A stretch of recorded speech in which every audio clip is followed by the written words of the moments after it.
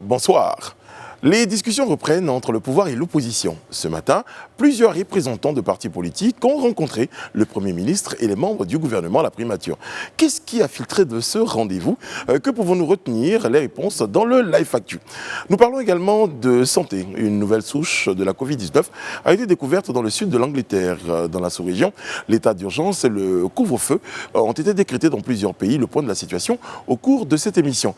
Et notre invité du soir est Maître Pierre Dagbo-Godet, membre du collectif d'avocats du président Pascal Affi-N'Guesson. Avec lui, il sera question de la situation actuelle de son client et de la ligne de défense de ses avocats devant la justice. Débats et analyses, décryptage de l'information. L'actualité, comme vous l'avez toujours souhaité, c'est dans le Live Talk. Bienvenue.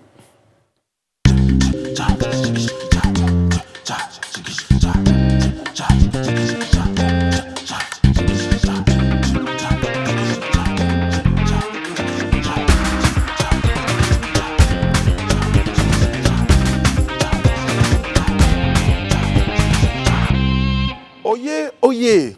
On est très heureux de vous retrouver. C'est une nouvelle semaine et pas n'importe laquelle. Une semaine pleine de joie, une semaine pleine de magie, pleine de festivités, une semaine d'amour. Monsieur Serge Kouachi, bonsoir. Bonsoir Brice. Magnifique la tenue. Ah, c'est très gentil, ça fait plaisir. C'est une tenue faite par un styliste et créateur local. Ah oui, bien sûr. Je pense qu'il y avait beaucoup d'inspiration aussi du côté de l'Orient, la Chine, parce que ça me rappelle un peu. C'est très moderne. Un peu marxiste. Mais un peu militaire aussi. Oui, militaire, marxiste. Bon, militaire, c'est mieux que marxiste. Communiste, très dire communiste. Ryan, bonsoir, comment allez-vous? Bonsoir Brice, je vais très bien. Bien votre week-end? Ça va, super. D'accord. Super. Edith Bourbleu, bonsoir. Bonsoir Brice. Vous allez bien? Oui, ça va. Je suis content de vous retrouver. Et puis, c'est pas commun, c'est pas courant de retrouver tous les lundis sur notre plateau. André Bois est avec nous ce soir. Enfin, quand vous présentiez Serge, j'étais en train de me dire, mais il n'allait pas faire plus original quand il est arrivé sur moi, parce que c'est toujours la veste. Oui, toujours. Oui, mais bon. Qu'est-ce qui va me sortir, André Bois? Ça reste classique. Bon, voilà. Ben ouais. Alors, vous l'aurez remarqué, téléspectateurs, le décor est aux couleurs des célébrations de fêtes de fin d'année, Noël, la fête de fin d'année. Et ça, c'est très bien. Et c'est signé Aya Conan. C'est très joli. Très joli. J'aime bien le tu vois. Ouais. C'est beau. Et c'est vraiment du monochrome, c'est très beau, très classe, très moderne. Au moins, il y a une chose, on ne va pas nous reprocher nos bouquins qui datent des années... De toute façon, Aya Conan n'est plus à présenter, je pense, avec tout ce qui est fait déjà pour sublimer les dames, notamment nos dames sur ce plateau. Quand on a commencé cette émission, elles étaient sublimées par Aya Conan. Tout ce qui est fait également pour la culture, pour le tourisme. À Assigny, il y avait même le week-end dernier, je pense, l'exposition de 6 girafes à Assigny. Franchement, Aya Conan elle a présenté. Elle a le doigté magique et franchement, elle nous le prouve là. Franchement. Aya Conan, d'ailleurs, que vous retrouvez sur sa page Instagram, @ayaconan_K. Voilà, que vous pouvez la retrouver sur sa page. Alors, notre petite info pour commencer cette émission avec vous, Ryan. La petite info, c'est que c'est Da Vintage, le styliste. Il s'appelle Jean Denis et la marque c'est Da Vintage. Merci. Ça va. C'était une première petite info. Ah d'accord, il y en a une autre. Bon, il y en a une autre. Il y en a une autre, effectivement. Grâce à lui, je vais sortir de mes tenues. Parce que là, ça fait... Je pense que tu irais très bien. Ça fait très un peu Mao, ça fait en même temps un peu Mobutu. Ça fait très journaliste. Ça te plaît, ça fait très moderne. Et très journaliste moderne aussi. Tu vois, même tu peux la mettre pour le reportage et tout. On pourrait pas m'interpeller à monsieur, je sais pas quoi. Finalement, je pense qu'on va rester sur la mode. Oui. La deuxième petite info, c'est que Rihanna Assi est magnifique ce soir. Ouais, aussi, Rihanna. Merci. Toi aussi, Edith. Edith, c'est une... Qu'est-ce que vous avez comme info pour nous? Alors, pour la petite info de ce soir, on va parler d'un acte de bravoure qui a eu lieu donc samedi nuit entre 21h et 22h, justement sur le pont de Gaulle, où un machiniste de la ligne 712 de la Sotra a sauvé des vies, il faut le dire, parce qu'il a vu venir de loin un agresseur, un homme encagoulé, qui avait une machette en main et qui s'apprêtait justement à agresser une jeune dame accompagnée d'un monsieur. Et puis, c'est à coup de klaxon justement qu'il les a interpellés et qu'ils ont vite ouvert les portes du bus pour qu'ils puissent venir s'y réfugier. Et ça a évité un drame. Et c'est l'occasion justement de rappeler la vigilance de tout le monde sur tous les plans, en ces périodes de fêtes notamment. Et il faut aussi être solidaire. C'est-à-dire que quand on voit que quelque chose va se produire pour quelqu'un ou qu'un malheur va arriver à l'autre, il faut pouvoir prévenir, c'est une il faut assistance pouvoir à personne en danger, C'est hein, ça, il faut clairement. pouvoir aider les autres en ces période-là particulièrement. Bon, Donc, c'était d'accord. la petite info. Donc, bon point pour notre machiniste point. de la Sotra. J'espère qu'on le retrouvera, que Willy, qui recherche tout le monde, pourra le retrouver. Ah oui. Parce qu'on avait recherché la fille de... Vous savez, De l'autre machiniste, là, Papa Kalou. Voilà. Paul Kalou. Paul Kalou. Quand j'y pense, ça me fait mal. Bon, voilà, c'est ça. En tout cas, félicitations, merci à toutes ces personnes-là qui, tous les jours, de vrais héros des temps modernes, qui prennent des initiatives au risque et au péril de leur vie, en tout cas pour en sauver d'autres. En tout cas, il s'en est fallu ce sont de peu pour éviter le drame. Et... Ce sont des héros ordinaires à saluer. On va travailler à voir le nom du monsieur. On a essayé depuis le week-end, mais bon, je crois qu'on va y arriver. Bon, si vous le voulez bien, on démarre tout de suite avec l'actualité du jour. Et voilà. Bon, on va commencer par la politique avec une bonne nouvelle, j'ai envie de dire, hein, pour la Côte d'Ivoire, pour la réconciliation. Eh bien, c'est la reprise du dialogue politique. Vous me direz... Oui, naturellement. c'était attendu. On avait eu quelques frayeurs, en tout cas avec les requêtes, en tout cas les préalables que l'ancien président Henri Konan Bédié avait exposés avant la reprise de ce dialogue politique. Et donc finalement, ce lundi 21 décembre, une rencontre a eu lieu. Donc, qui sonne la reprise de ce dialogue politique entre, on va dire, les différents acteurs politiques et principalement ceux du parti au pouvoir et de l'opposition. Donc, il faut savoir qu'au menu de ce dialogue politique, il y a principalement la question de la recomposition de la CEI, parce qu'on on va se rapprocher des législatives qui auront lieu le premier trimestre 2021. Donc, il est question de cette recomposition. Et ça faisait partie également des préalables, en tout cas exposés par la coalition de l'opposition. Et également, voilà, principalement, ça sera concernant en tout cas cette recomposition de la CEI. Et il faut savoir, parmi les acteurs de l'opposition qui étaient présents, il y avait notamment le représentant du PDCI, M. Nyamké Kofi. Parce que je m'apprête à vous dire qui était présent, parce que des cadres de concertation, il y en a eu. Exactement. Celui-là, en quoi est-il différent? Est-ce qu'aujourd'hui, les membres de l'opposition qui, depuis un moment, ont boycotté ces cadres-là, ont décidé de revenir à la table des négociations? Eh bien, vous nous le dites maintenant. Oui, ils ont répondu massivement présents, avec plus de 14 partis politiques et 16 organisations de la société civile. Donc c'est un bon score, en tout cas on peut le dire, avec plusieurs membres du gouvernement également qui étaient présents à cette rencontre pour pouvoir vraiment mettre les bases réellement de ce dialogue politique qui était véritablement attendu. On avait également, en plus de Nyamké Kofi du PDCI, on avait également Armand Ouénien, qui est président de l'EDS, et on avait également Madame Christy Conan, qui représente le FPI, mais tendance Afine-Guessant.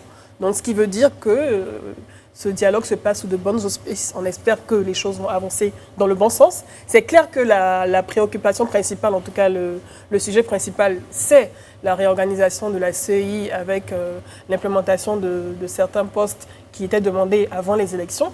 Mais on espère que pour l'opposition, en tout cas, parce que la liste est longue concernant le préalable, on espère qu'au fur et à mesure des échanges, leurs demandes en tout cas seront écoutées. Alors ma source sur place, parce que je fais mon journaliste, source sur place me disait qu'il y avait même un chronogramme, je pense d'une semaine qui avait été proposé pour que chaque parti travaille à proposer déjà des avancées sur les points d'accord et à partir de là évoluer sur d'autres points pour dire que les choses ont tendance à aller vite. Ouais, en gros, de soulagement. En gros, c'est ça, c'est d'aller vite parce que vous savez que les législatives sont là, il faut déjà les préparer.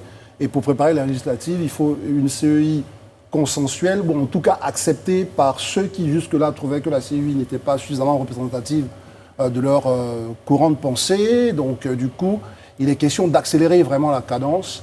Et on espère en tous les cas qu'on va revenir à un jeu classique normal de la politique. C'est de ça qu'il est question. C'est pas qu'on se retrouve toujours à reparler des mêmes sujets comme si la politique se résumait qu'à ça, parce qu'on oublie les vrais problèmes des Ivoiriens. Qu'est-ce qu'on fait pour la pauvreté? Qu'est-ce qu'on met en place pour l'école, etc. De façon concrète. Confronter les programmes, c'est de ça qu'il est question. Donc là, pour l'heure, je pense que puisque vous posez la question, Brice, je pense que, en tout cas, le bloc d'opposition significative est engagé dans ce processus à travers ce premier jour, ce premier round. Ok, on est très heureux que les choses... Mais une chose quand même que je souhaiterais... vraiment, dans ma tête, c'est vraiment pas pour rire. Il se trouve qu'il y a un homme politique qui n'a pas l'envergure qu'on souhaite. C'est le leader du Parti communiste, que vous devez connaître. Godreau Denis, qui s'est présenté à la porte. Il a été refoulé. Moi, je trouve que les services devaient quand même, ne serait-ce que respecter, parce qu'il n'était pas, apparemment, il n'était pas sur la liste. Enfin, je trouve que l'image même de Godreau, quand même, devrait pouvoir être un passeport pour permettre à ce monsieur... Je crois que c'est une question, c'est peut-être pas, je vais dire, pour le protocole, pour l'organisation, pour dire, parce que du moment que tu n'es pas sur la liste... Godreau puisse-t-il être? Oui, non, mais quand même. Bon, enfin, ça, je le dis comme ça. Mais bon, après, non, pour dire, par exemple, c'est vous, André. Ça fait marrer certains sur la toile, mais moi, je trouve que Godreau, quand même, c'est une figure de notre... emblématique. De notre champ politique quand même si voilà, mais c'est une vraie figure emblématique. Oui, mais c'est clair que c'est une vraie figure emblématique, mais son nom n'est pas un passeport. Je veux pas rire. Voilà, imagine qu'ils viennent par exemple à l'investiture sans être invités, il souhaitait que son nom devienne un passeport et il a même émis le vœu que son nom finisse par devenir un passeport. Et moi, je suis d'accord avec lui par rapport à toutes les actions qu'il a pu poser, les engagements qu'il a pu prendre sur la scène politique, sa longévité également. C'est le premier président du parti politique. Mais c'est un moment qui n'est pas organisé parce qu'on s'organise avant de se présenter à une réunion à laquelle on n'est pas invité. Sinon, on ouvre le débat. Pourquoi Godreau ne serait pas invité à ce débat? Pourquoi il ne se rapprocherait pas de la coalition de l'opposition? Il a été prévenu, c'est pour ça qu'il est venu. Non, il a été prévenu peut-être le matin. De façon officielle ou... Il a lu quelque part, peut-être, il y a une réunion de l'opposition. Moi, je milite pour que Godreau, le président Godreau du Parti communiste de Côte d'Ivoire, soit invité pour... Et je comprends le choix de la chemise. Oui. Je l'avais, celle-là. Tu vois, je t'ai demandé pas mal. Mais en tout cas, ce qu'il faut retenir, c'est surtout le asseyons-nous et discutons. Parce qu'au final, c'est ce qu'on appelait de tous nos voeux, asseyons-nous, discutons, retrouvons-nous sur une même table avec tous les acteurs de la société politique, pour parler des problèmes des Ivoiriens, même si les préalables d'abord, c'est vraiment une CEI qui satisfait tout le monde. J'ai envie de dire, discutons vraiment efficacement, parce qu'on discute souvent, ça arrive. Et j'espère aussi que la discussion, moi-même, était rompue, le dialogue était rompu. Oui, tout à fait. Non, ce que je veux dire, il ne faudrait pas que l'histoire se répète, qu'on fasse une sorte de discussion, mais qui finalement ne porte pas de résultats et qui, dans 10 ans, justement, aura des répercussions. Il faut qu'il y ait de la sincérité. Exactement. Tout simplement de la sincérité. Je pense que le moment est venu, justement, de créer cette nouvelle génération, cette nouvelle vague de démocratie qui va parler à la population, qui va parler aux hommes politiques eux-mêmes et qui donnera envie à d'autres justement de participer au jeu démocratique. Parce que ce que dit Rayana là, c'est très important parce que si on observe ce qui se passe à l'étranger, il arrive des moments où le président de la République, le Premier ministre français, par exemple, reçoit les partis politiques. Mais c'est pas pour venir parler de dialogue sur la CEI, machin.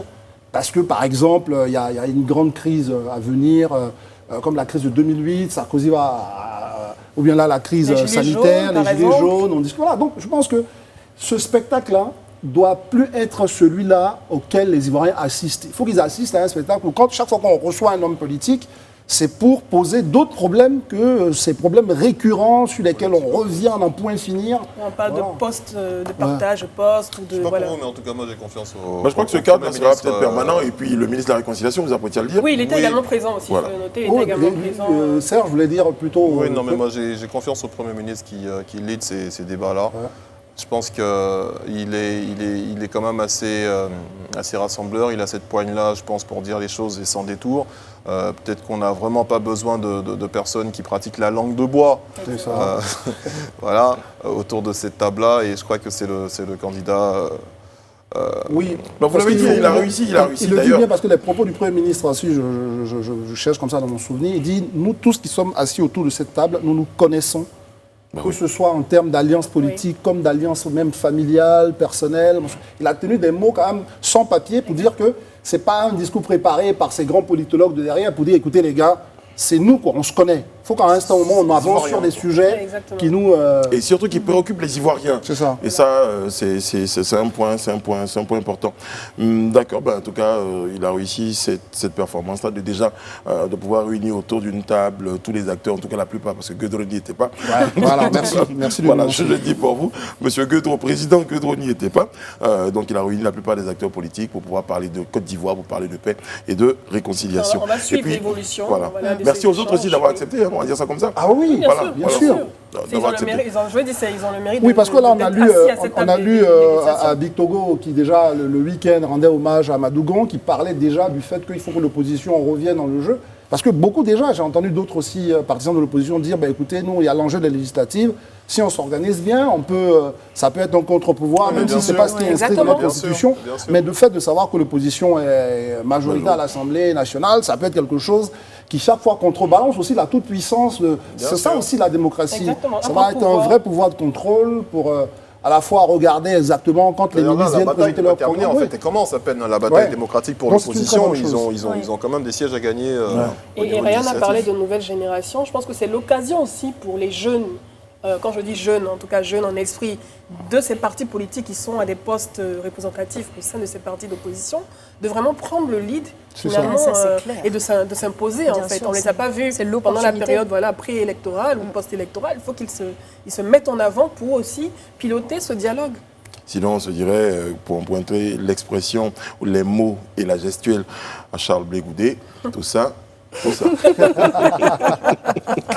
Chapeau. Je l'avais, il fallait que je la place. Bon, malheureusement, oui, parce que les enjeux, on le disait, sont ailleurs. Aujourd'hui, les enjeux sont la lutte contre la Covid. La lutte contre la Covid, et malheureusement, cette Covid-là refait parler d'elle au moment où on se disait qu'on était en train de tourner la page avec Les l'apparition des Ça vaccins. crée beaucoup Eh bien, d'inquiétudes. ben non, il y a une nouvelle souche qui est C'est apparue ça. en Angleterre, et à côté de ça, il y a d'autres informations pas très Alors, bonnes. effectivement, en c'est provenance cette de la nouvelle sous-région. souche-là qui a été découverte au Royaume-Uni, Ouais. donc vers la mi-septembre, mais qui est aujourd'hui en train de faire pas mal de ravages. Et c'est une variante beaucoup plus contagieuse que toutes les autres qu'on a pu connaître. Et on a même la spécialiste en maladies infectieuses de l'OMS qui nous a indiqué que ces dernières heures, hors du territoire britannique, il y a eu quelques cas de cette nouvelle souche qui a été détectée au Danemark, aux Pays-Bas et en Australie. Et ce serait en fait un virus qui serait jusqu'à 70% plus contagieux que la précédente souche. Donc on se rappelle justement de la vitesse à laquelle la contamination pouvait se faire avec le virus qu'on a connu du Covid-19. Mais aujourd'hui, on nous parle d'un virus qui est 70% plus contagieux et ça fait peur. C'est une nouvelle variante qui est très dangereuse.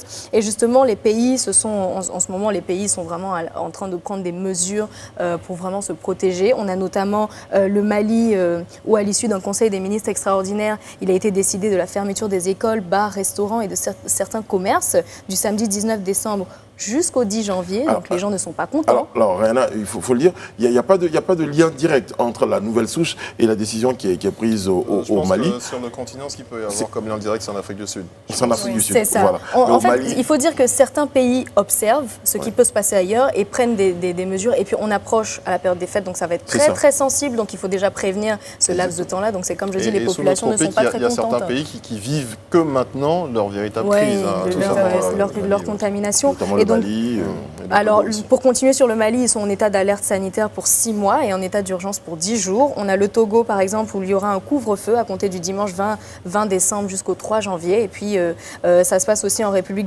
démocratique du Congo, où du vendredi 18 décembre, à partir du vendredi 18 décembre, ils auront leur premier couvre-feu.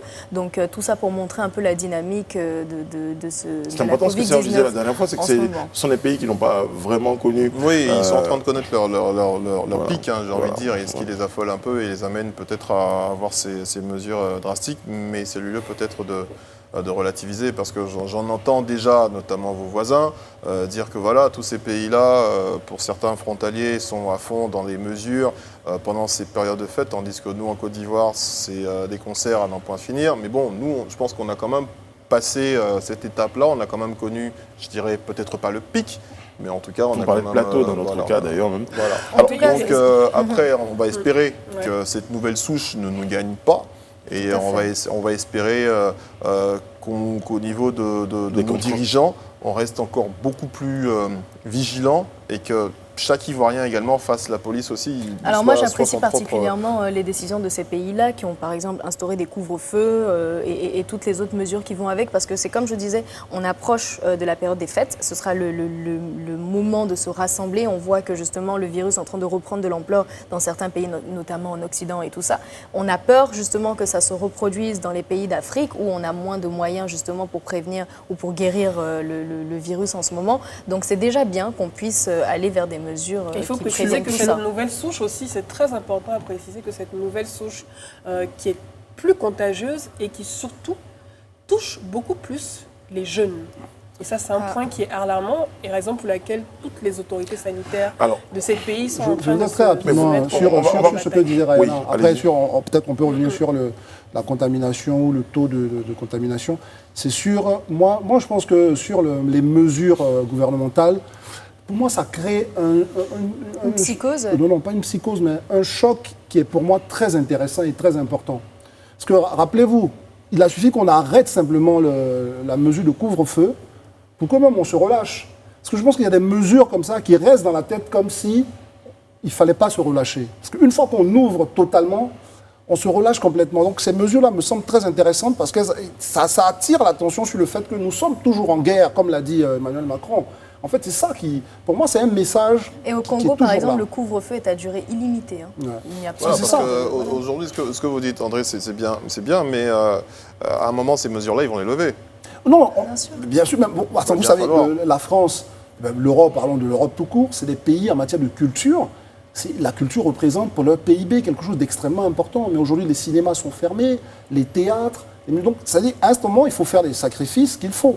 Et là, moi, je pense que si nous, on peut aller même sur un couvre-feu pour marquer ne serait-ce que les esprits, ce serait bon. Enfin, je dis nous, je ne sais pas, André, Côte d'Ivoire va se mettre à dos toute la population ivoirienne. Dans notre sphère géographique, on voit au Mali, on voit à côté. Pendant que nous, on le faisait, peut-être ailleurs, on ne le faisait pas, mais ça a été très important. Rappelez-vous, quand il y avait le couvre-feu, il y avait quelque chose qui se passait. On était un peu plus attentifs, justement, à la distanciation. On se disait qu'on était dans la période. Mais là, on s'est oublié, plus personne ne porte son masque. Enfin, oui, parce qu'il y a quand même il y a des familles qui arrivent à avoir de la soupe sur la table aussi, alors que dans cette période-là, moi je me rappelle très bien qu'il y avait des familles qui n'avaient plus de soupe sur la table. Voilà, donc il y a aussi ça à mettre dans la balance.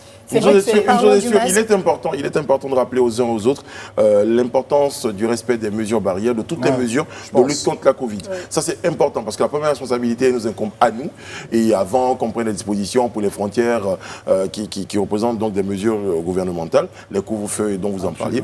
Mais il faut, parce que je crois qu'on était très marqués, on était très marqués par l'impact de cette maladie-là. Alors je m'apprêtais à dire quelque chose tout à l'heure, renseignement pris, c'est vrai que cette nouvelle chose, elle est plus contagieuse, elle touche peut-être même un plus grand nombre de personnes, mais elle n'est pas plus dangereuse que c'est-à-dire que les vaccins qui sont produits là continuent toujours de soigner les personnes qui sont contaminées. Si vous voulez, c'est le même virus avec les mêmes effets, sauf qu'il va plus vite. Il va plus vite, ça va contagion.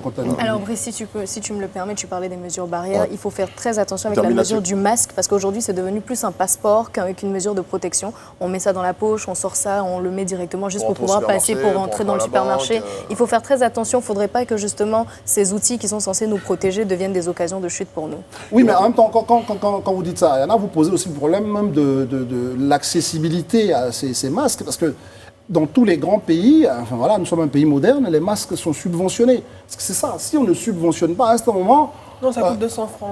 Oui, mais vous dites ça coûte 200 francs, mais ça vient dans quel état? Mais je viens, ça coûte 200 francs, mais écoutez, attention, ces masques qui viennent... Bien avant la France. Non, je sais que c'est subventionné, mais pas pour tout le monde. Je ne pense pas que le problème vienne du prix, je pense que le problème vient du fait qu'on se dit que le virus n'est plus là, qu'il n'y a plus de cas, donc on n'en a pas besoin. On l'utilise seulement comme un passeport pour rentrer dans des endroits publics. C'était ça, c'est-à-dire qu'aujourd'hui, on se dit... parce que j'utilise un masque. Parce que le problème de l'utilisation, je l'utilise, je rentre au supermarché, je fais à peu près 3 à 4 heures dans la ville, je filme, je me balade, je le jette. Mais là, sauf que je le garde, je vais le réutiliser demain. Voilà, donc tout ça, ça pose problème. Après, on a suivi des études récemment qui nous ont dit que même les masques chirurgicaux, qui étaient censés durer 5 heures, finalement, ils peuvent durer beaucoup plus que ça. Ça, on est d'accord. On peut les laver. Oui, on les lave, les masques. C'est dangereux de l'annoncer comme ça. Il faut faire... Ça va Tu es en train Et d'aggraver puis- le problème que je suis en train de soulever. Non, mais ce que je veux dire, c'est... On peut les Non, laver. mais vaut mieux dire à quelqu'un, vaut mieux que le Bon, masque on a une soit minute propre. pour finir ce sujet, Une s'il vous minute plaît. pour finir, mais il faut rappeler très rapidement, parce que j'entendais dire qu'il y avait un problème de vaccin en Australie. Il faut rapidement revenir là-dessus, parce que je ne sais pas si vous avez entendu ça. Oui. Un vaccin qui se serait transformé qui se serait en transformé virus en du sida. forme de VIH. Non, non. En fait, c'est ce qu'on appelle en médecine un faux positif. C'est-à-dire que quand on vous inocule le vaccin, en réalité, un vaccin, quand on vous inocule, ce qu'il fait, c'est qu'il produit des anticorps. Et ce vaccin qui était testé en Australie produit des anticorps du VIH. C'est-à-dire qu'il se comporte comme si la personne était malade du sida. Voilà, donc quand on fait un test sur cette personne, on va dire que la personne en question a le sida. En fait, c'est un faux positif. C'est-à-dire alors qu'en réalité, la personne Non, mais en fait, je crois que ça a été tu vas très alimenté donner- par les en fait, messieurs de la tu vas théorie du donner du complot, moulin à qui ont tout tout à fait tous un les rapprochement avec anti- quelque chose à qu'on a tous les déjà anti-vaccins, vécu. oui. Non, donc il faut Non, être non, je clair vous aide là-dessus. pas, cette fois. Il n'y a pas de vaccin qui inocule le virus du sida. Voilà. C'était un vaccin d'ailleurs qui était un vaccin test. Et quand le test a montré que ça déclenchait un faux positif VIH, il a été retiré. Ah, tu Ok, déconstruis d'accord. une fake news. Oui, bien Ok, sûr, ok. ça il faut le dire. Ouais. Mais quoique, on dira quand même que j'en avais parlé ici, de cette seconde souche beaucoup plus virulente. Oui.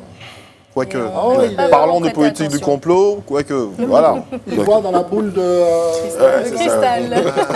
Bien Bon, trouvé. c'est la fin du live actu, messieurs, dames. On tourne ainsi cette page d'actualité. On poursuit avec le lu, vu et entendu.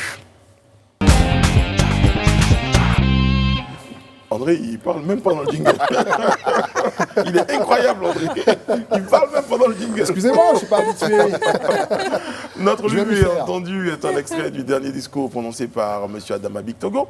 Il est secrétaire exécutif du RHTP. Il était récemment à Korogo pour les journées d'hommage au Premier ministre Amadou Gon Coulibaly. On va l'écouter ensemble. Les élections présidentielles étant terminées, le RHDP s'inscrit donc dans cette dynamique du président, laquelle dynamique passe par l'organisation des élections législatives à date constitutionnelle, mais qui devra aussi permettre, et je pense que l'opposition devrait donc saisir cette opportunité pour participer à cette élection, parce que nous voulons des élections inclusives et nous pensons que le Parlement doit être fort de sa diversité. Donc, cette diversité est une richesse pour le Parlement et pour notre pays. Une diversité qui est une richesse pour le Parlement et notre pays. Oui, on en a parlé tout à l'heure. Bon, le RHDP s'inscrit dans cette politique du jeu démocratique, là, qu'on veut sain, qu'on veut plein d'idées. Non, mais- Oui, on sent de la Non, décrispation, ouais, on de la va dire, décrispation, même dans ouais, le discours c'est ça. de Adama Bictogo. Donc, le parti au pouvoir, on va dire, a balisé le terrain pour permettre à ce dialogue politique de pouvoir prendre forme, finalement, avec la rencontre de ce lundi. Parce qu'il 15 disait que décembre. l'opposition devrait saisir, et je pense qu'elle a saisi cette opportunité. Exactement, elle a saisi cette opportunité. Après, un autre boycott, en tout cas d'élections législatives ne donnerait pas une très bonne image aussi du pays. Donc il faut pouvoir... Ça, mais au-delà de l'image du pays, oui. même, ça ne les arrange pas du tout, les opposants, parce que en opposant, c'est censé s'opposer, mais il faut Exactement. s'opposer de façon organisée, et il n'y a pas mieux que l'hémicycle Quelqu'un pour disait- pouvoir s'opposer à toutes les actions menées par le gouvernement en place. Peut-être un compte pouvoir Quelqu'un disait pour efficace. faire changer un système, il faut y être. ben, Il faut être à bien sûr. l'intérieur. Bien sûr, bien Alors sûr. quand il dit que c'est une opportunité justement pour l'opposition qu'elle doit saisir et tout ça, je veux bien l'entendre. Mais il ne faut pas montrer à cette opposition que ce qu'elle dit, sa négociation ne va pas forcément dans le sens dans lequel elle le souhaite. C'est-à-dire qu'il faut laisser la voix à l'opposition. Il ne faut pas juste un peu l'effacer et puis Juste faire qu'elle soit mine. présente, Il faut pas pour faire. pas C'est lui ça. imposer En un fait, certain il ne nombre faut de pas. choses, vous voulez Il ne dire. faut pas faire mine de l'écouter et d'entendre sa voix si on ne le fait pas vraiment. Il faut vraiment avoir un dialogue qui est inclusif, qui prend en Où compte. chacun fait des Où concessions. chacun fait des concessions, c'est une vraie négociation qui aboutit à quelque chose un bon consensus pour tout le monde. Oui, De bien durable. De durable, Il y a justement, pas de et que problème. tout le monde puisse se sentir impliqué justement dans ces prises de décision-là au même niveau. C'est ce qui est Il important. n'y a pas de problème, sauf que voilà, aujourd'hui, chacun joue.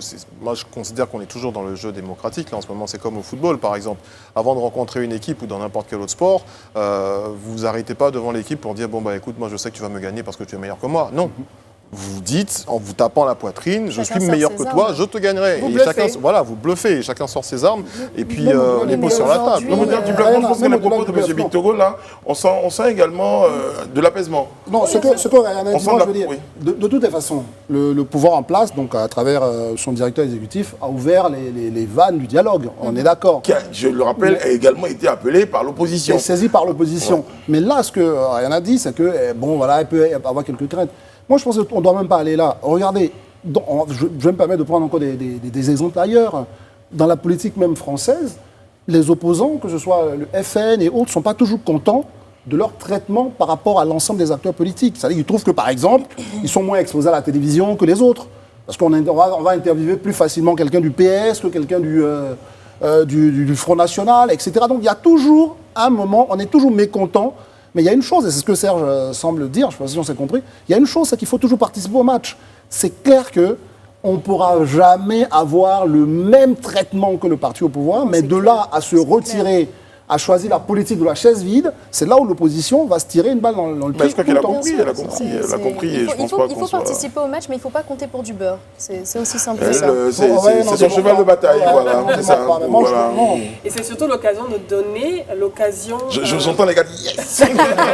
Mais non, moi je pense qu'il ne faut pas forcément attendre que l'autre ne te compte pas pour du beurre. Il Bien faut, sûr, oui, il faut comme il a dit, il faut y s'imposer, aller. Non, il bien faut y sûr, aller. oui, bien sûr, Justement, tout le monde a c'est- ses armes. mais justement, c'est quand on arrive au stade de vouloir s'imposer qu'on sort des conditions, des Mais voilà. préalables. Et puis parce c'est qu'on- l'occasion aussi voilà. pour ces partis d'opposition de donner la voix à leurs partisans, de s'exprimer au suffrage, aux différents suffrages. Ils n'ont pas eu l'occasion de le faire pendant cette élection. C'est l'occasion également de leur donner Après- la possibilité de s'exprimer. C'est comme, moi je donne un exemple plutôt concret. C'est comme cette affaire de CEI. À la limite, vraiment, être membre de la CEI centrale, franchement, je vais peut-être avoir un débat avec un homme politique, ça ne sert à rien. Exactement. La vérité, c'est que, est-ce qu'on vous empêche, par exemple, d'être là où on vote? Est-ce que vos partisans peuvent être là où il y a les bulletins de vote, là où il y a le décompte des voix, etc. Je dis, si aujourd'hui l'opposition qui Vous est là, parlez des CEI régionales, là, ça. régional, ouais, c'est ça, Ok. le CEI local. Oui. Si vous avez des éléments dans toutes les CEI locales, et l'opposition qui est là aujourd'hui, de mon point de vue, J'avais moyen. a un maillage Oui. national pour avoir des gens partout. Donc, comment on va pouvoir vous dribbler là où vous avez tous vos représentants? C'est quand les résultats vont arriver à Abidjan, qu'ils vont faire une compilation en votre défaveur.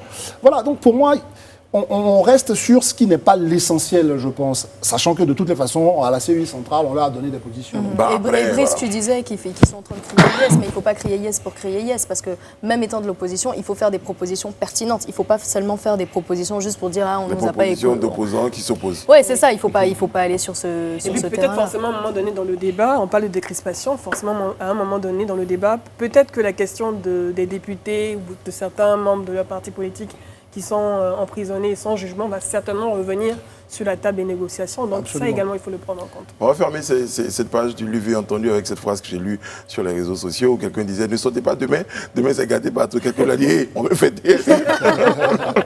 Faut dire même les acteurs politiques ont envie de faire une On trêve, est fatigués. ils ont envie de se parler, ils sont fatigués. Voilà. Du jour ou du soir est Maître Pierre Dagbo-Godé. Il est membre, je disais, du collectif d'avocats du président Pascal Affi-N'Guessan. Bonsoir Maître. Bonsoir, Comment allez-vous? très bien. Merci d'être avec nous ce soir. Maître, votre client Pascal Affi-N'Guessan a été arrêté dans la nuit du vendredi 6 novembre dans la ville d'Akoupé, à 100 km au nord d'Abidjan. Aujourd'hui, avez-vous de ces nouvelles? Comment se porte-t-il, Maître? Écoutez, personnellement, je ne l'ai jamais vu. Voilà, depuis le 9 novembre, mais j'ai des informations à partir de son épouse. Voilà, je pense que physiquement, jusqu'à présent, ça va. Vous avez des informations de son épouse et certainement de Maître Bredou Josiane, si je ne me trompe pas, qui est également membre du comité comme vous. Comme membre du collectif, voilà. Donc, pour l'instant, ça va. J'aurais juste très rapidement une question pour Maître. Là, ce matin, le Premier ministre et tous les principaux acteurs de l'opposition ont ouvert un round de dialogue. Est-ce que vous voyez ça comme quelque chose de plutôt Positif. intéressant pour votre Positif. client? Quelque chose de positif. Ouais. Parce que nous pensons qu'aujourd'hui, tout le monde doit penser la même chose. Les Ivoiriens veulent un climat politique apaisé. Il faut que tout le monde rentre dans ce climat et dans cette volonté. Mais à ce stade actuel, comment vous expliquez-vous le fait que vous n'ayez toujours pas eu accès ou rencontré ou même savoir où se trouve votre client? Comment vous l'expliquez? Je pense que il est déjà passé devant le juge d'instruction. Donc, il y a le secret d'instruction. Voilà, on ne peut pas en dire plus.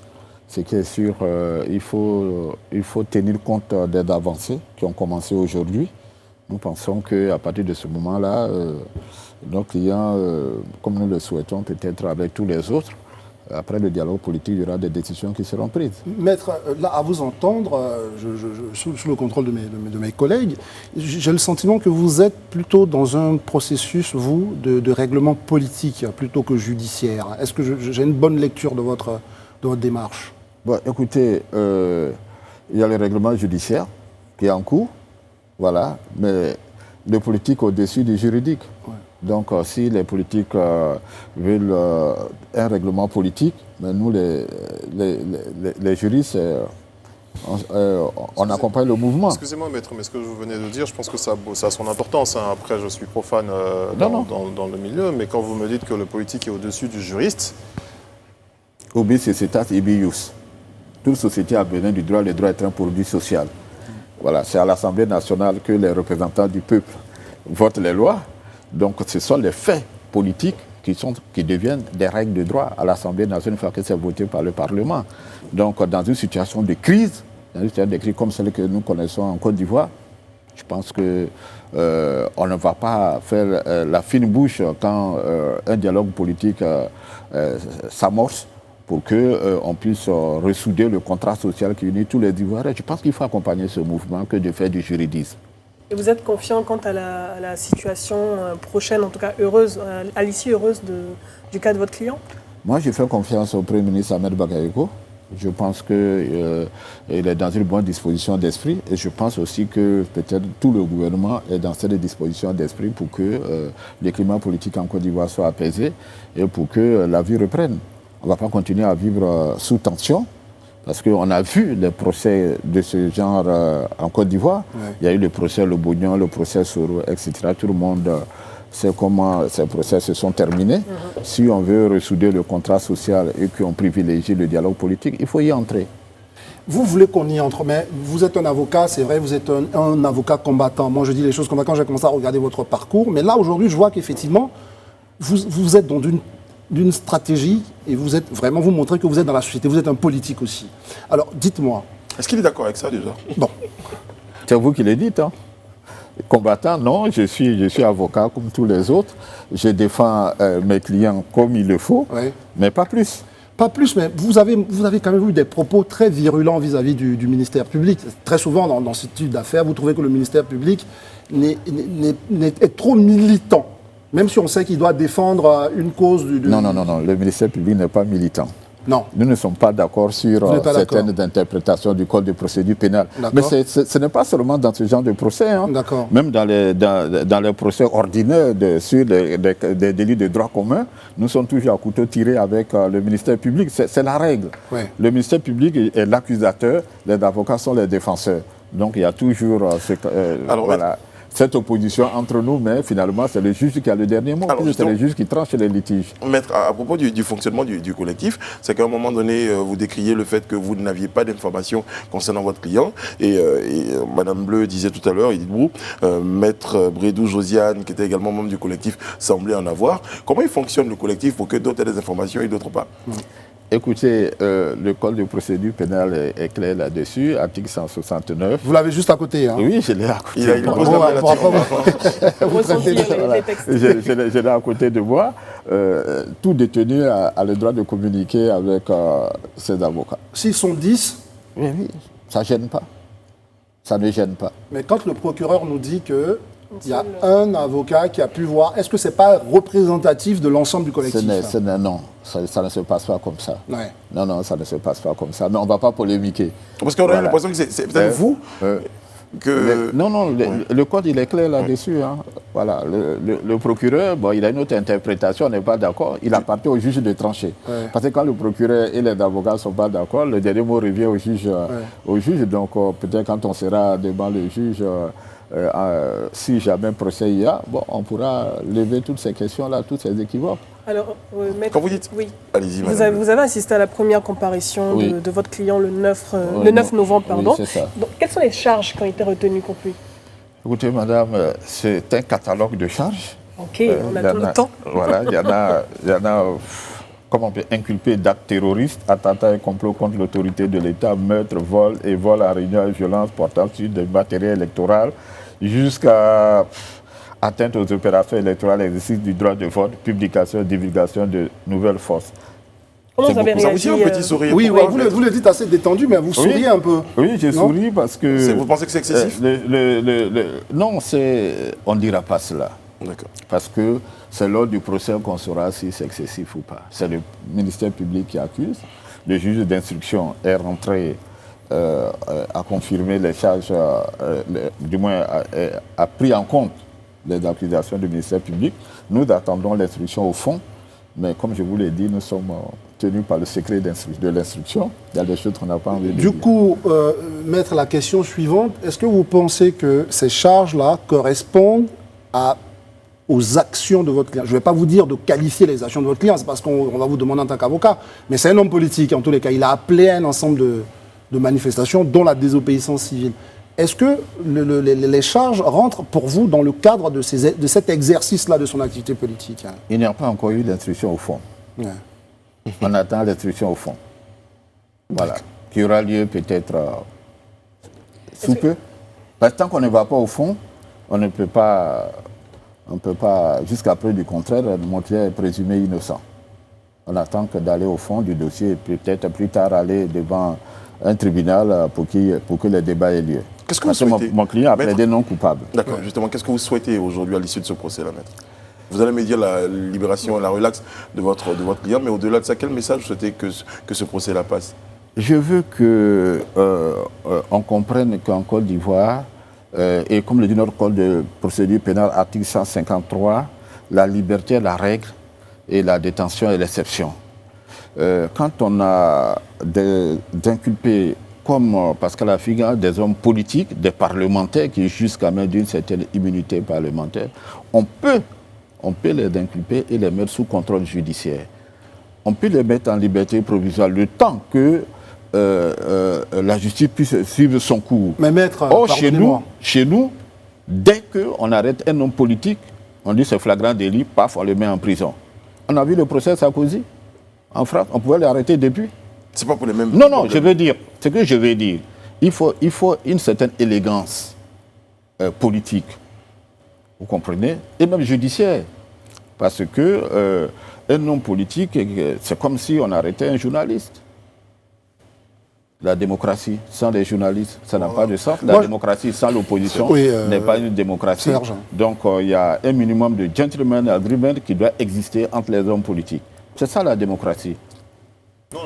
Oui, moi je voulais, franchement, moi je suis, permettez-moi de le dire comme ça, je suis très convaincu de ce que vous dites. Je pense que ça correspond à l'idée que l'on se fait d'un pays démocratique. Mais encore, permettez-moi de citer le procureur, ou de le paraphraser, c'est qu'on était face aussi à des personnes ou des personnalités dont la garantie de représentation finalement n'était pas valable puisqu'elles étaient plus ou moins en fuite. Est-ce que cette interprétation de fuite correspond pour vous à la réalité, puisqu'il a été attrapé... Secret d'instruction. Sinon, j'aurais dit beaucoup de choses. Vous auriez pu dire beaucoup de choses. Ça reste dans le secret d'instruction. Allons-y à l'apaisement. Tout le monde y gagnera. Oui. Maintenant, si le dialogue politique échoue, qu'il doit avoir procès, mais vous serez informés.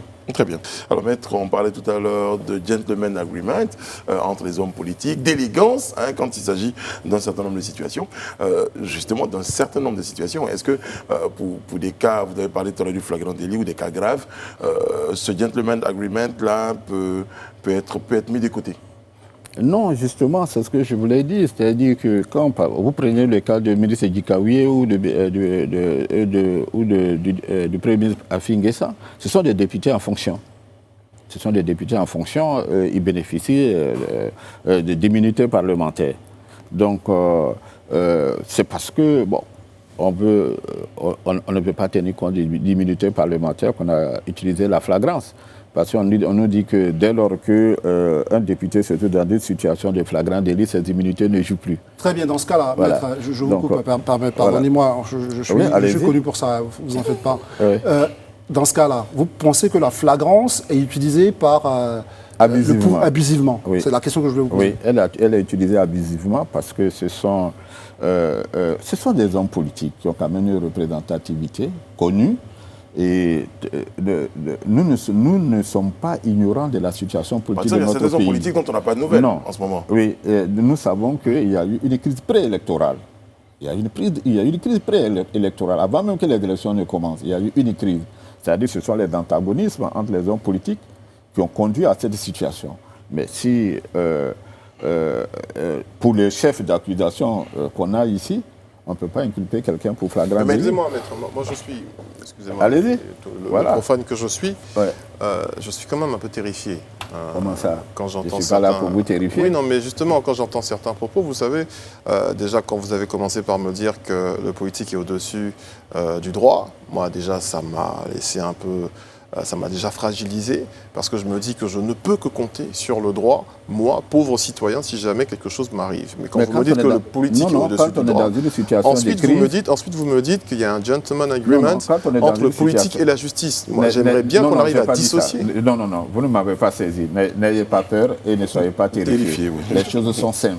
Dans une situation de crise, ça veut dire que le droit ne marche pas. Il faut reconstruire le contrat social. Alors, le tissu social, il est déchiré en Côte d'Ivoire. Donc, pour reconstruire cette réconciliation, pour arriver à cette réconciliation, il faut oublier le droit. Non, il faut un débat politique pour recentrer le droit. Parce que c'est une vérité universelle. Quand le droit est en retard sur l'évolution des mentalités dans deux sociétés, ça entraîne une révolution. Quand le droit aussi en avance sur les mentalités d'une société, ça crée une révolution. Il faut trouver le juste milieu et c'est de cela que je parle. Alors, maître, dans le cas du président Finguessan, on l'a tous vu, on l'a tous entendu. Il y a eu la création de ce CNT-là, qu'il a plus ou moins revendiqué devant les micros et caméras.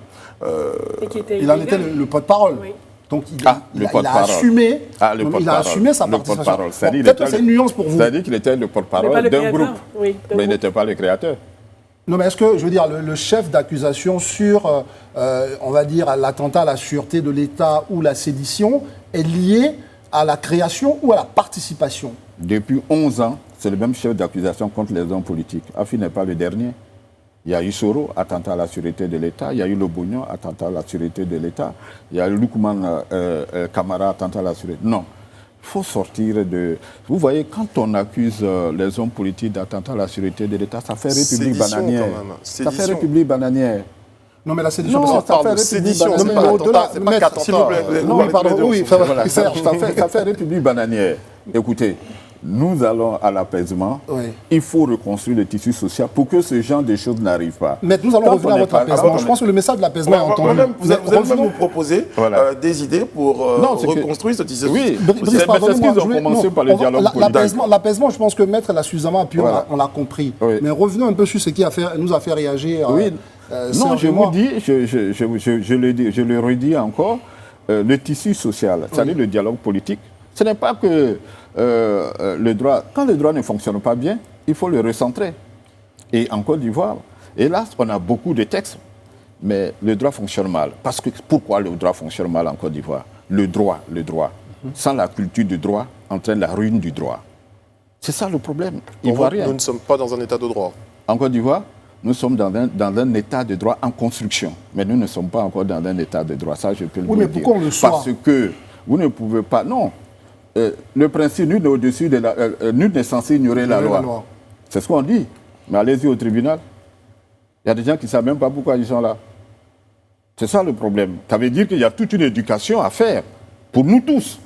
Parce que nous ne sommes pas tous... Si tout le monde est censé ignorer la loi, tout le monde n'est pas censé connaître le droit. Donc l'État a une éducation à faire et ce que je veux dire, les élites politiques ont l'obligation d'amener la population à considérer que le droit est la seule chose qui puisse garantir la stabilité et la paix dans une société. Mais pardonnez-moi, quand on décide de créer ou de participer à une aventure institutionnelle parallèle aux institutions de l'État, quand même, ça reste qu'on soit dans une république bananière ou pas, ça reste un acte qu'on peut juger comme un acte. Mais si vous pensez que vous êtes dans une république bananière, je vous le concède. Non, c'est vous qui l'avez dit. Non, mais moi je vous le dis que dans un pays normal, Oui. comme un grand pays comme la Côte d'Ivoire, évitons ce genre d'accusations. Mais maître, comment on qualifie ça? Quand on va pas aller à des élections tout le temps en train de se battre, etc., ça fait sauvage. Mais maître, Chaque attendez. fois qu'il y a des élections en Côte d'Ivoire, il y a des gens qui meurent. Ça fait sauvage, ça fait société non civilisée. Soyons civilisés. Vous voyez votre plateau de télévision, ça n'a rien à envier à un plateau européen. Oui. Pourquoi on ne peut pas faire un débat démocratique tranquille en Côte d'Ivoire où le vainqueur est félicité par le vaincu et la vie continue? Pourquoi est-ce qu'à chaque élection, nous devons toujours nous battre? Voilà pourquoi j'ai dit que ce dialogue politique est le bienvenu. Très bien. Il faut mettre toutes les cartes sur la table. Mettons en place un nouveau consensus, un nouveau contrat social qui puisse, d'une certaine manière, indemniser toutes les victimes, ceux qui ont été victimes d'injustice ou de quoi que ce soit, punir ceux qu'on a à punir, et puis pardonner ceux à qui on peut pardonner, et puis que la vie reprenne. D'accord. Je pense que le schéma est quand même bien Et présenté. vous parlez de d'un cette point manière. important aujourd'hui, c'est la culture du droit. Vous avez l'impression que les Ivoiriens ne connaissent pas beaucoup le droit et qu'il faut enseigner, il faut sensibiliser les uns et les autres, il faut promouvoir le droit en Côte d'Ivoire. Je pense que c'est nécessaire parce que même dans les grands pays, il y a des chaînes de télévision qui sont dédiées à l'éducation civique des populations. C'est très important parce que n'oubliez pas que Vous nous pouvez sommes... citer notre pays et notre chaîne également. C'est pour ça que Oui, vous êtes sur ce plateau-là. nous sommes des États fragiles. Nous sommes des États fragiles parce que nous avons, à mon sens, nous avons 3 grands problèmes à régler. Premièrement, la construction de l'État. On dit l'État de Côte d'Ivoire, mais si on demande à chacun de nous, il y a combien de frontières en Côte d'Ivoire? Personne ne pourra le dire. Tout le monde connaît Noé, Pogo, mais et après? Qui connaît la frontière? Il y a combien de points d'entrée? La dernière fois que je suis allé à la frontière de Libéria, on m'a dit qu'il y avait 500 points d'entrée. Il faut déjà construire l'État. Ensuite, il faut construire, on dit, l'État c'est d'abord le territoire. Donc, il nous faut définir réellement notre territoire. Ensuite, c'est la population. Mais la population, on n'est même pas identifié. Vous demandez à quelqu'un, vous habitez où? J'habite près de la pharmacie 8e tranche. Ce n'est pas une identification. Vous comprenez? Donc on a tout un processus à faire pour consolider l'état de droit. Malheureusement, il y a encore l'esprit communautaire dans nos sociétés. Ouais. C'est-à-dire, on suit tel leader parce qu'il est de notre région, ainsi de suite. Nous devons éduquer chacun de nous pour qu'on puisse construire un contrat social qui intègre tout le monde et qui permet à chacun de s'épanouir. La démocratie, c'est l'égalité de tous devant la loi. Nous André, sommes vous dans revenez une... à votre question? Ouais, nous sommes dans une situation en construction, dans un état de droit en construction, je l'avais dit, il n'en demeure pas moins qu'aujourd'hui, la situation est là, beaucoup en souffrent. Prenons sur l'évolution de notre code de procédure pénale, le lien entre la défense et puis le ministère public. Aujourd'hui, pour vous, qu'est-ce qui fait que ça ne marche pas? Est-ce que ce code-là, qui a été révisé, il me semble, en 2019, très récemment, pourquoi on reste encore très bancal dans notre exercice du droit au profit des populations? Très bonne question. Moi, je suis fier de vous, parce que quand je vous vois animer cette émission, j'ai dit, mais écoute, il y a du talent dans ce pays. Vous savez, c'est le même problème. Il ne suffit pas d'avoir les textes. Il ne suffit pas d'avoir les textes. Il faut avoir les hommes qui ont du caractère, qui ont envie de les appliquer.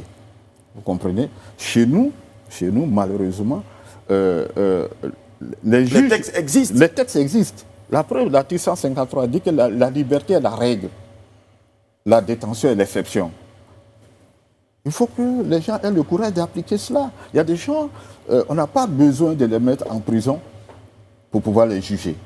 On a le temps, au tribunal, il y a des gens qu'on met sous contrôle judiciaire. Ils rentrent chez eux et puis on a le temps de faire l'instruction jusqu'à ce que leur culpabilité soit établie.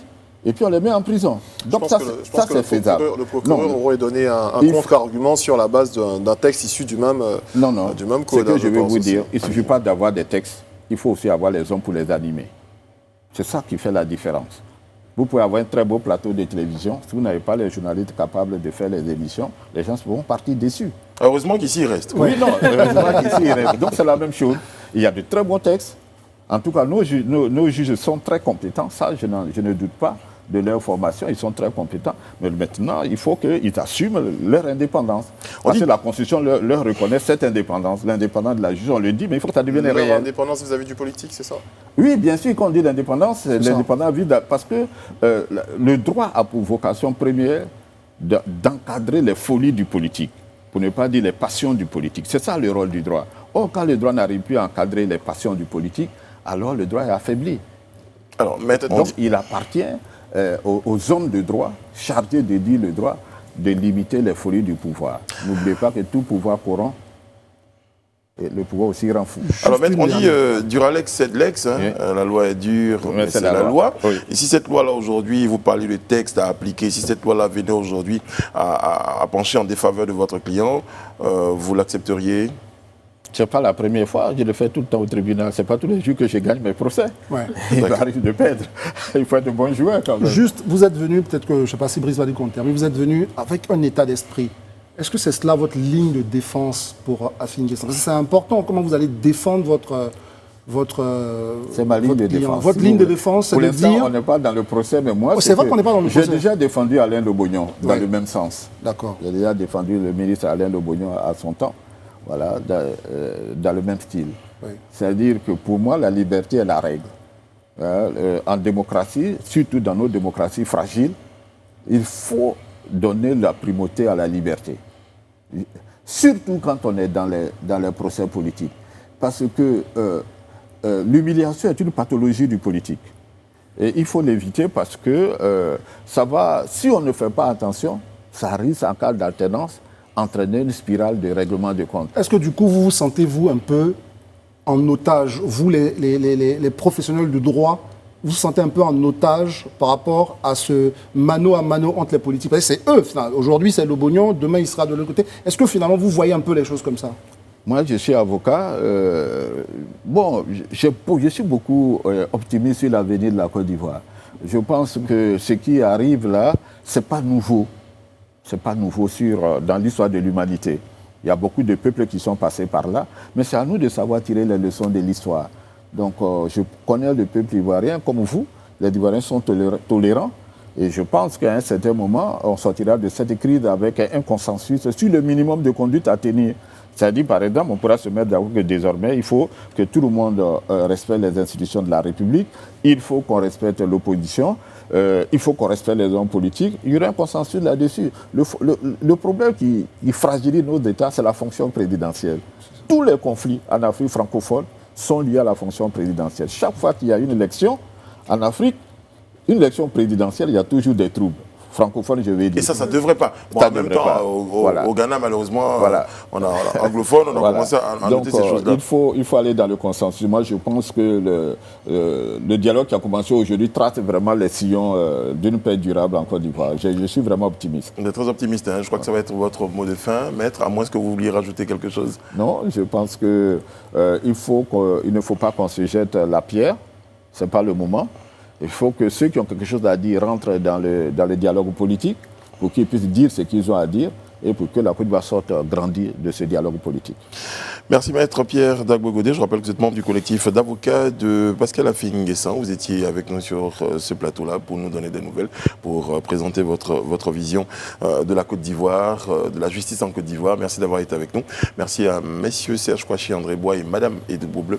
Toutes nos équipes techniques et éditoriales se joignent à moi pour vous souhaiter une bonne fin de soirée. En tout cas pour ce premier rendez-vous de la semaine-là. On va se retrouver ici demain, toujours dans l'esprit et dans la magie, dans ce décor féerique des fêtes. Maître le disait tout à l'heure, ce plateau n'a rien envié à d'autres plateaux ailleurs et donc nous pensons, Maître, que vous êtes le bienvenu. Merci beaucoup. Vous confirmez que le plateau est beau, les journalistes ici sont bons. Oui, ça je le confirme.